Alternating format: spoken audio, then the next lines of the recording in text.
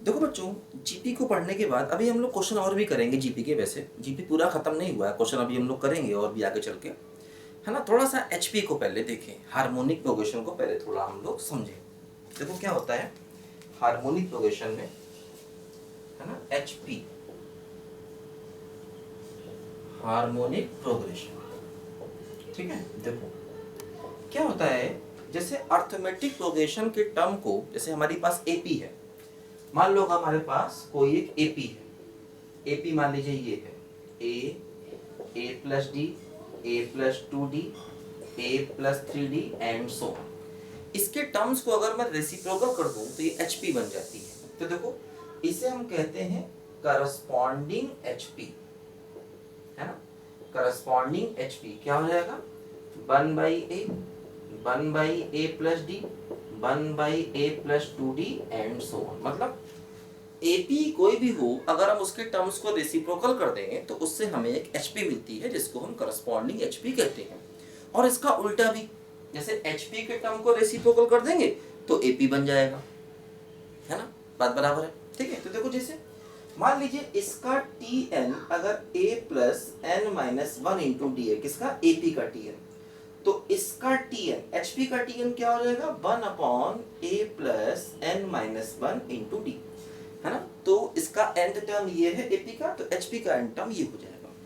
अब जैसे मान लो फॉर एग्जांपल, अगर मैंने एक एपी ले ली, मान लीजिए मैंने एपी ले ली है -2 0 2 4 6, मान लो मैंने ये एपी ले ली, ठीक है।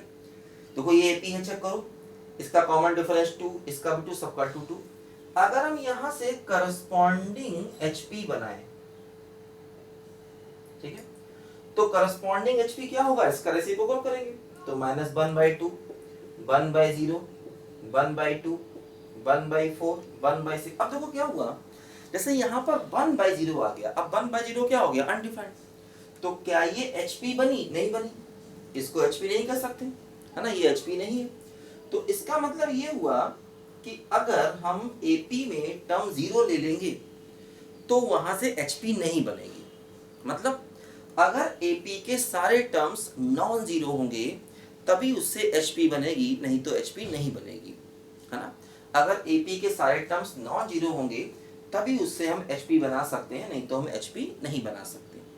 और ऐसा भी कह सकते हैं कि एचपी का कोई टर्म जीरो नहीं होगा, क्योंकि अगर एचपी का टर्म जीरो हुआ, आपने रेसिप्रोकल करके एपी बनाया, क्योंकि एपी के रेसिप्रोकल से एचपी बनता है और एचपी के रेसिप्रोकल से एपी बनता है। जैसे मान लीजिए अगर एचपी में टर्म जीरो लिया आपने और उसको रेसिप्रोकल करके एपी बनाया तो वो इनफाइनाइट फिर हो जाएगा। तो इसलिए एचपी का कोई भी टर्म जीरो नहीं हो सकता, है ना। ये बात ध्यान रखो, no term of HP is zero. HP का कोई भी टर्म जीरो नहीं हो सकता कभी भी, क्योंकि अगर एचपी का टर्म जीरो हुआ, आपने उसका रेसिप्रोकल किया तो वो एपी बनेगी और वो एपी का टर्म क्या हो जाएगा, इनफाइनाइट, जो गलत हो जाएगा, है ना। तो ये हमारी एचपी के बारे में बेसिक, है ना, नॉलेज है। अच्छा एक बताओ, ध्यान रखो कि जैसे हमने nth टर्म को निकालने के लिए एपी के nth टर्म का रेसिप्रोकल कर दिया तो एचपी का nth टर्म आ गया।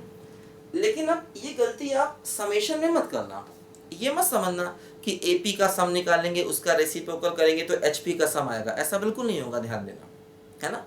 तो समेशन के लिए क्या होता है, जैसे हम टीएन मतलब एचपी के nth टर्म को निकालने के लिए एपी के nth टर्म की हेल्प लेते हैं, लेकिन एचपी के समेशन को निकालने के लिए हम एपी के समेशन की हेल्प नहीं ले सकते। बताते हैं कैसे, देखो लिखो जरा इसको ध्यान से पहले बच्चों,